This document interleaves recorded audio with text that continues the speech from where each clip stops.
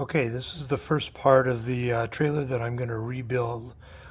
This is the vent opening, and I've put a new fan in it. I think that'll help with it getting too warm in there. Um, and I'll show you some more as we go along here. All right, here's our new ceiling fan and vent opening. We'll put the plywood up against that, the birch plywood up against it, and then we'll frame it in around there. I'm going to have to figure out the wiring a little bit. That's probably my next job, is to figure out the trailer wiring. There you go. All right, as I was sitting up here putting the screws in, I noticed there's some fairly good sized gaps in here.